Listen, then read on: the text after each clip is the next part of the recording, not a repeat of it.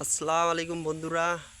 আজকে আমি সংক্ষিপ্ত আকারে কিছু গুরুত্বপূর্ণ কথা বলবো ফেসবুক নিয়ে, যা আমি অনেক গবেষণা এবং অনেকজনের বড় বড় সেলিব্রিটিদের লাইভ থেকে আজকে এই পর্যন্ত যতটুকু সফলতা পেয়েছি তার পূর্ণাঙ্গ অভিজ্ঞতা নিয়ে।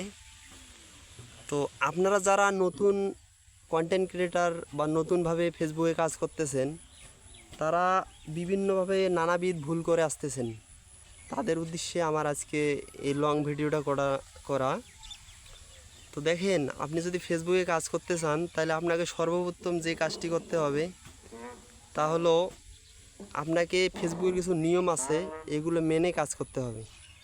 ফেসবুকের নিয়ম না মেনে কাজ করলে আপনার হবে না। নিয়মগুলো কি? রিলস ভিডিও আপনাকে মোবাইল খাড়া করে ভিডিও করতে হবে, সেটা হবে 15 থেকে 90 সেকেন্ডের ভিতর। তারপর আপনি যদি লং ভিডিও করেন, লং ভিডিও হতে হবে মোবাইলটা আপনাকে শুয়ে নিতে হবে, নিয়ে সর্বনিম্ন 3 মিনিট, 3 মিনিটের নিচে কখনো লং ভিডিও হয় না। তো এই যে এই নিয়মগুলো, তারপরে মোবাইল আপনি ভিডিওগুলো আপলোড দিবেন কোথার থেকে, ওই যে প্লাস আইকনের ওখানে আছে রিলস, ওখান থেকে আপনি আপলোড দিবেন। পোস্ট আছে, পোস্ট করবেন।